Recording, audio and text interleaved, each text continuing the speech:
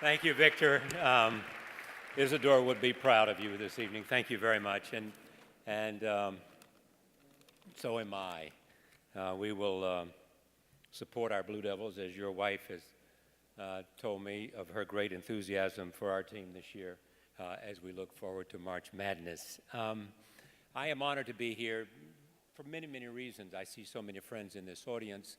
I admire deeply the work of Research America. The cause that Research America stands for is my cause. I come here representing not just the people who appear on the show, but a wonderful staff that I work with who has done so much to make what we do possible. I want to thank all of the people at Research America for allowing me to share this evening with fellow recipients who I admire greatly and who, in some cases, are friends of mine who have helped this program enormously.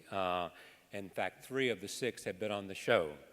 Not only that, speaking of my show, as I look at this audience, I could come here this evening with a television camera and spend the rest of the evening interviewing. I wouldn't have to work for another 2 months.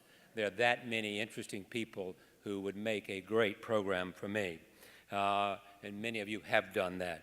There are many people to thank this evening, certainly public television, and Paula Kerger is here, which gave me an opportunity to reach a national audience.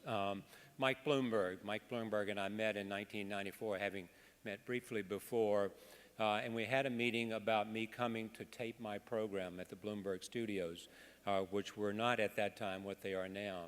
And Mike and I sat together that day and really sat together and said, this is what I'd like and this is what I would like, and we didn't even sign a contract. But it has been, for me, a journey that has given me an extraordinary opportunity to reach an increasing number of people now around the world.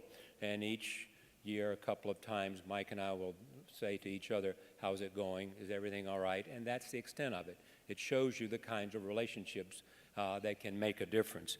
There is also Sharon Rockefeller, who is in this audience, who's been a great friend of my program in her capacity with public television here in Washington. So many people have made this program what it is, from staff to people who've supported it.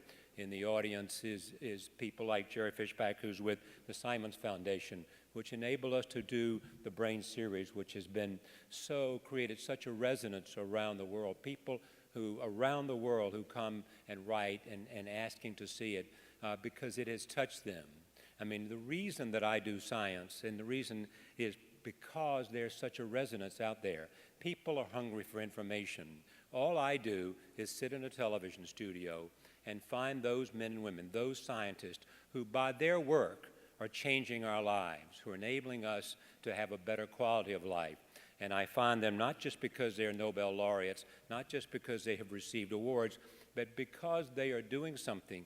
And this search that they make, this place that they take in a laboratory, in the great quest to know and to solve a problem and to somehow make our lives better, is what we're here for. The idea of supporting science. It is what has made us better. It is what has made this country. And I totally identify with the remarks of Dr. Bishop when he talked about, in a sense, the role of advocacy. We have to not be victims. We have to be proponents and advocates of the power of science to make a difference. Science does not know politics in terms of Republicans and Democrats. Science does know politics in that it needs a voice, and it needs somebody at the table, and it needs support.